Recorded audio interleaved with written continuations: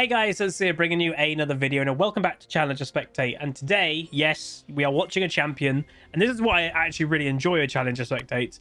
We're watching a champion that I want to always know more about because he fascinates me, and that is Pantheon. Because I get him in my own SOLOQ games, and I hilariously a lot of the time am proven correct by just wait till late game and we'll be fine. Just wait till late game, we'll be fine. And also, if you play it well enough, just don't let him snowball in the early game. Just limit the snowball, and he struggles. So why I want to watch this game is because Pantheon at the moment, if you do care about overall win rate, it's a pretty good win rate. It's like 53%. Also, we're in Challenger, clearly. We're, top 5 Challenger, actually, something like that. And he's not running what I would expect him to run. He is running Conqueror with TP. He's against an Olaf who has just got nerfed. This is on current patch, but it's just not what I would expect for a Pantheon to potentially do well in my mind. I'd expect a Pantheon to have to do well in solo queue, is what I've said before, is you do well in the early game, you snowball, and the higher chance of doing that is running PTA with Ignite. He doesn't have PTA, he doesn't have Ignite. So I want to see how this happens, because honestly, I do think Pantheon's a really cool champion. He has got some really cool aspects to him. Okay. So how it potentially happens is this. So the Olaf top lane is not in lane phase right now. And just reminding, this is a challenger game. And the Olaf is instead of laning, he's wanting to play with a Gragas. And he doesn't get the kill. Lee Sin does get a kill, by the way, in bot lane. But now Olaf is the completely wrong side of everywhere. You might be like, why is Silas not continuing for that kill? Because again, if he runs for an Olaf here, he's going to screw his own lane phase. So they actually all just kind of went, let's just go out of the situation. We've all just wasted a bit of time and we'll just disperse. But what is this given? This is given Pantheon free level 2. And to some people, this game is still going to be interesting to watch because Olaf is so strong in top lane. But realistically, yes, Pantheon, we're at level 3. I think a lot of people do value his early game. But even at level 1, Pantheon would be looking to try and harass, do poke or something. So we still have not got Olaf here, by the way, which is weirding me out. I don't know if Olaf is still in the enemy jungle or something, because I would expect him to be here by now. There he is. So level 3 Pantheon versus level 1 Olaf with 0 farm. This is where, and again, it's why I love doing these videos. And if you enjoy them, please do throw a like on the video. If I showed you this game and didn't tell you what rank we're watching, most of you would believe we're watching. If I told you we're watching a bronze game, most of you would go, yeah, that makes sense. And that's the hilarious thing. We're not watching a bronze game. We're watching a challenger game. It looks like a bronze game because an Olaf top lane decided to invade by himself at the enemy blue jungle at level 1. None of that makes sense. And that's the fantastic thing about solo queue, is you can be in the top 300 players on your server, which is challenger, on a US at least. And it can still look like it's terrible play. And it's a really, what I would say, it's a really humbling thing of no matter how good you are, your games can still look bad. You as a player can still look bad, even though you're an insanely talented player. I honestly think there's just something a bit nice to that. And it's where, I am a Diamond 1 player. I'm, pushing for Master, got Master last year, etc., etc. But I know I'm not perfect. And it's something that I really wish the League community as a whole would learn and respect more. And I'll be honest, we all need to do it. One of the biggest things that I am frustrated with myself in modern day is I'm quite quick to get annoyed at teammates that are doing badly, because it is annoying. Let's not make any mistake. It's annoying when your teammate is doing bad. But we all are very quick to get annoyed. And if you watch a challenger game, they're doing a lot of the same stuff. That's the thing. And some people, I would say, in the League community, they're a bit in denial of how good certain ranks are. I've seen things on Reddit like, oh, the difference between silver and diamond is basically nothing. The differences are huge. They are astronomically large. But you can still have bad moments. You can still have fiestas. That's the thing. That's never going to go away. It's kind of the running theory. Oh, that's why that was happening. Nice dodge. It's where, like, the running theory of, you know, where people kind of used to talk about it more. Whoa, the confidence from Pantheon. Let's go, dude. That's an early game Pantheon. And again, he doesn't have Ignite. He doesn't have PTA. But he had the confidence to just do that. Bit weird that Olaf just completely backed away. Maybe in a 2v1 they could have done something. But Pantheon had that confidence of, I know I can kill you now. And that was really good. But yeah, it's where, like, I just absolutely love the fact, or in difference of ratings, there are big difference of ratings, but there can always just be bad games. You as an individual can have a bad game. You can have a bad day. I actually had a bad day. I'm recording this on Thursday. It's actually going to be today's second video. On Monday, I think even and Tuesday this week, I played awful most of those days. Didn't know what was going on, you know, and I would say I'm not an insane League of Legends player. I'm not the person that's going to get 20 kills in a match most of the time, but I'm consistent, and that's my strength. I'm consistent, and I just was bad. So now what you're seeing here is a Pantheon that is now using his advantage, and this is exactly what a Pantheon needs to do. Now, I will say today's Unranked to Diamond recording session, because Thursdays are my Unranked to Diamond recording sessions, what I actually did today was only play the worst win rate champion per role. And I played all 5 roles, and I played the lowest win rate champion in that role that was still alive in the series, because it's a Nuzlocke. And I would just say, as a little hint, top lane, I played Renekton. And, you know, you guys hear me talking about Renekton very much similar to Pantheon of, oh, they have to do well early, then they have to transition their lead. They can't just stay top lane or whatever it may be. That episode of Renekton is going to be coming out in a few days. I urge you to watch that, because it is similar to what we're seeing here in the fact that you need to have that confidence level to do what needs to be done. And I know that sounds quite obvious, but it's a different type of confidence. And this is exactly it. Look, Pantheon doing well, winning lane. I'm now going to ult mid lane and try to make an impact around the map. This is exactly what a Pantheon has to do. And, you know, he doesn't get a kill. His first time he does it, doesn't get a kill. But he needs to look for these opportunities. I have seen Pantheons in my own game that have been fixated on top lane. Even that Kled game that we played, that a Pantheon got ahead of me in the early game, he was a little bit too fixated on doing well in top continuously. He got his lead early game, and what you have to do is transition to the rest of the game. That's how you do amazing with something like Pantheon. And that Pantheon didn't. We're already starting to see the beginning that this Pantheon is thinking about making a match impact. And that's the biggest thing. Whenever someone says especially, and it's always top lane. I'm a top lane main, I can't climb, but I always win lane. What do? Same answer every single time. Make an impact around the map. If you're that top laner that wins your lane, but you just stick top lane the whole time, but your bot lane's getting crushed, well, no wonder you're having a hard time. Be the top laner that wins their lane, and then go do a roam. Go make an impact. That's the whole point.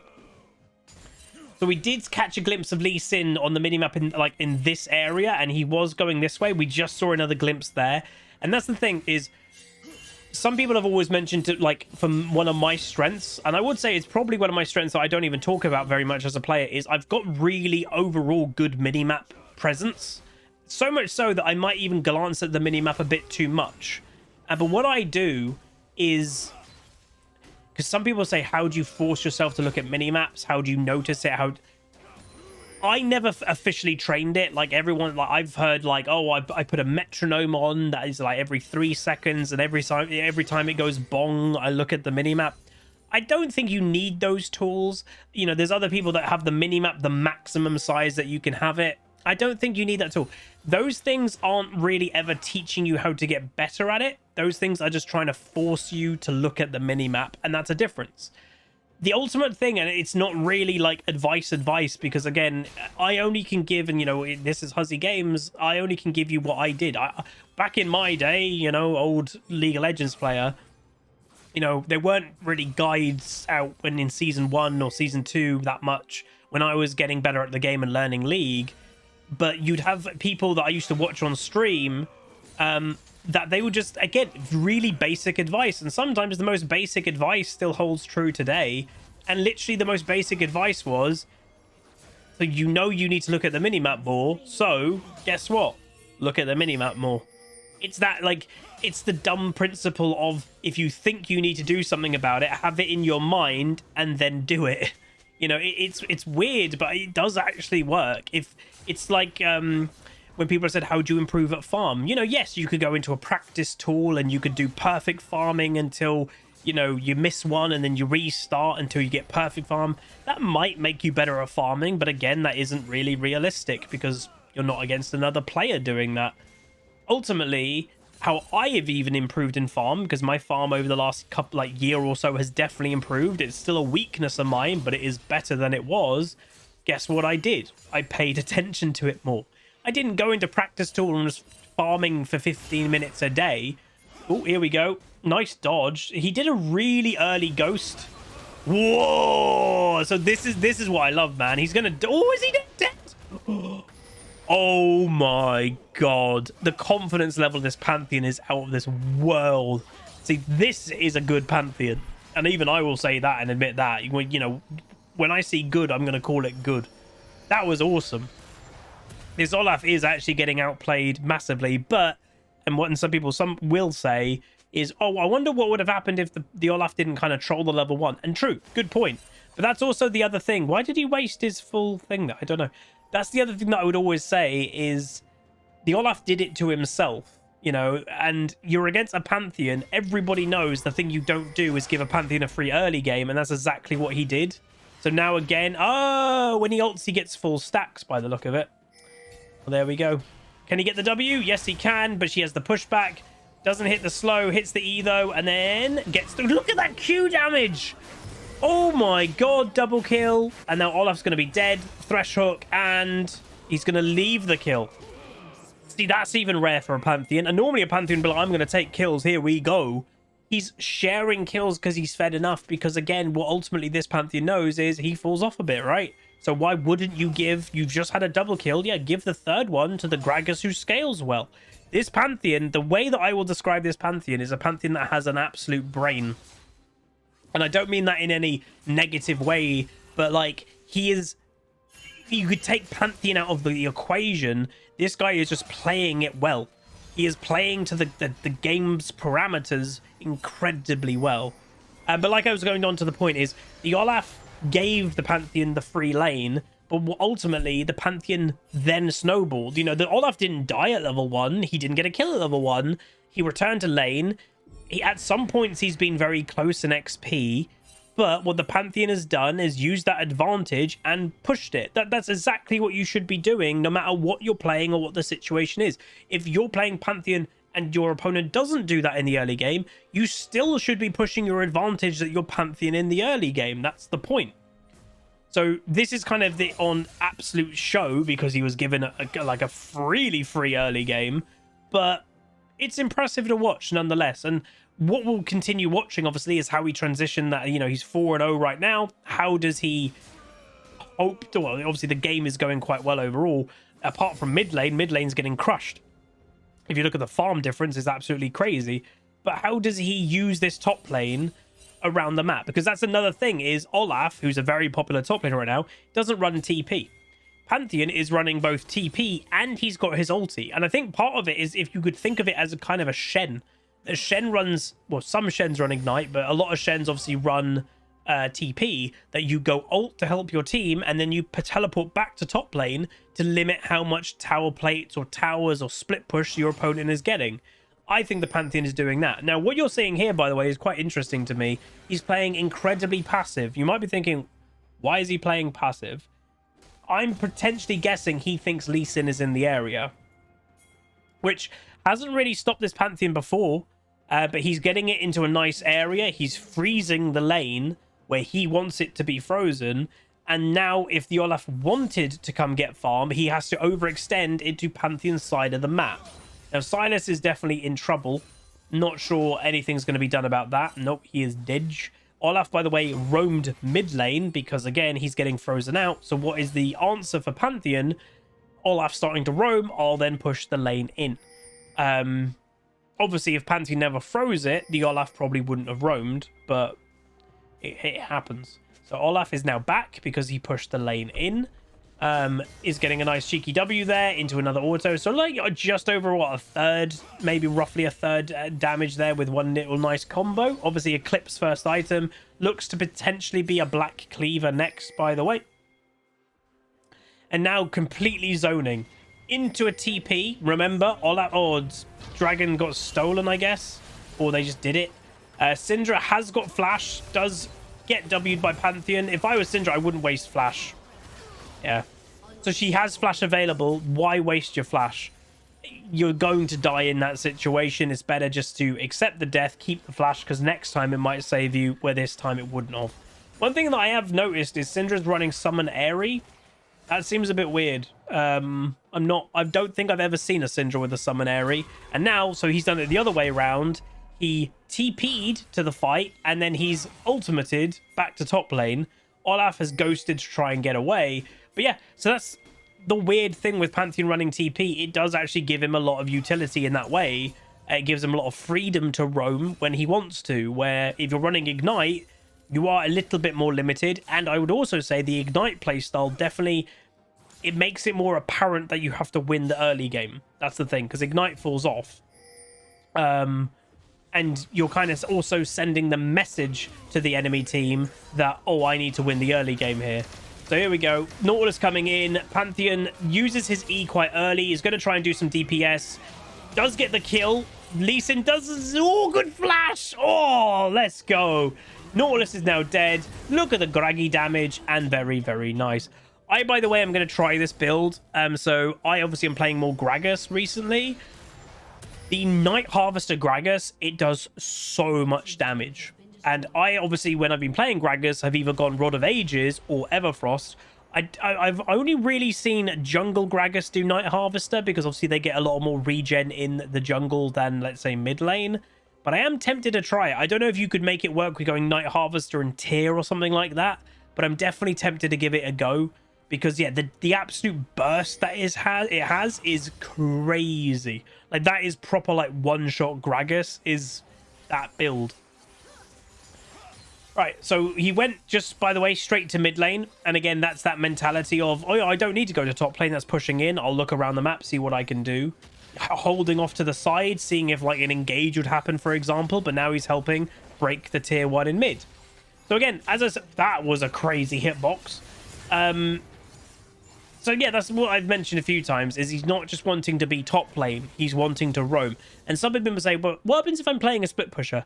That's the point. Split pushers, actual split push champions are different. If you're playing Yorick, don't group, don't roam. Split push, that is literally what your champion is only good at. So that is the difference. And even I admit that, and I don't love split push, as you all know, but whoa, Damagia. But that's what I've always said, is I don't mind if you're playing a split push champion and it makes sense, do it. It makes sense. If you're playing Yorick, Tryndamere, whatever like that, it makes sense. If you're playing Pantheon, his strength is not split push. His strength is doing well in the early game and then making an impact in mid game. And then in late game, you know, his strength either is flanking for the AD carry, because even a Pantheon in late game should be able to kill most AD carries. I'd say if they have shield bow, he may struggle, but other than that, he should be all right. But also, being a big pain is a big part of what Pantheon can do in late game. So ulting in the middle of a fight and being a huge distraction. But also surviving more than you'd think. His E, just reminding everybody, it makes him immune to non-tower damage in that direction. He cannot take damage in the direction that his E is facing. That is massive. It is literally like a pinata that you cannot hit. So that is another strength that Pantheon has. His carry potential, yes, it calms down overall, but there are other ways of doing it. And why I'm not a big fan of Pantheon myself, you know, overall, I think most Pantheons in solo queue aren't great. Ooh, that was a bad TP. So this is a kind of prime example. This Pantheon is 7-0. He's really fed. He makes one mistake. Bam, that's 1,000 gold to the enemy team. He got like absolutely basically one shot. He does struggle. We're coming into mid game now. That's the thing. And obviously this game is just kind of a huge stomp. The Zaya is also really fed that we've not really seen this game at all. That Gragas is doing insane damage. So even without the Pantheon, the game is going well. But that's kind of the point I've always sometimes made. If this game was happening, but his AD carry wasn't doing well, his jungle wasn't doing well, it is hard for a Pantheon to make a full impact. He's a harder champion to kind of do ultimate carrying with. Because, you know, as I said, his scaling, just numerical number scaling, isn't as strong as other champions. So he's the type of champion that in mid-game, as I said, he helps his team to kind of pass the baton to carry. But if all of his team is doing bad, he's got no one to pass that baton to. And he, in late game, can't really do the ultimate carrying. So that is one of the weaknesses of the champion. But here's the crazy thing. I like that.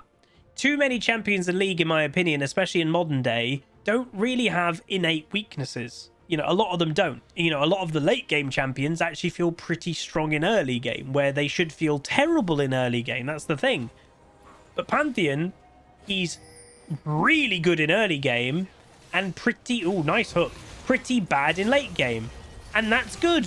He shouldn't be good in late game. That's the thing. He really shouldn't. If he was good in late game, then there would be no weakness to play it. If he could snowball the early pretty much for free and also carry late game, well, what's the negative? Why wouldn't you play this champion? Now, he is going for a big ulti. He's gone for a flank ulti. Nice Gragas into the Syndra, using the E to obviously block damage, and that was crazy. Good damage by him. Obviously, build-wise, Eclipse into Black Cleaver. I have seen a bunch of Pantheons go a Blade of the Ruined King build. I can't say if that's a good or a bad build or not. All I will say is we do have some Pantheon players in my community, and every time that they see a Pantheon doing that build, all of them just kind of go, oh god, they're doing that build. So I'm guessing it's not a very good one by Pantheon players. I'm not 100%. Anyway, Olaf obviously has struggled big time this game, and you know, it's also a lesson, I would say, of doing a solo invade as a top lane Olaf into the jungle is probably not the best thing to do. Now, I'm not even sure what his goal was. I partially think, from what we saw, he might have been trying to do wolves or something, which is really weird. Maybe he was trying to get to like level 2, level 3 himself and avoid Pantheon. I don't know. It was a bit peculiar. Anyway, basing is going to now happen. And he has now purchased a Spear of Shojin, which obviously this item came back this season. Very good item for champions that are basically, well, they're looking to duel with their QWE and they're not basically dueling with their ulti. So your non-ultimate spells gain ability haste, and there is the enemy team surrender. So honestly, this has been a really good video to watch. Just to say, it's the runes for Pantheon. So yeah, Conqueror, Presence of Mind, Tenacity, Last Stand. That he's gone into Resolve, so a bit of tankiness, Conditioning, Overgrowth, Attack Speed, Attack Damage, Armor. So there we go. Pretty good play. I liked the confidence of him. I liked that he got a few cheeky kills on the Olaf when Olaf got ganks, because whenever your jungler comes nearby, a lot of the time you drop your guard thinking, aha, we've got the number advantage now. You don't expect the Pantheon just to go, haha, I got ya. It's really good to see, and he did it several times this game. But that is going to be it. If you guys enjoyed, do throw a like on the video, throw a comment, throw a subscribe, and I'll see you guys next time. Goodbye. Call down the reckoning to bring back hope and peace. Restore our glory to live forever. Bring down the dark regime. I know how to unleash eternal.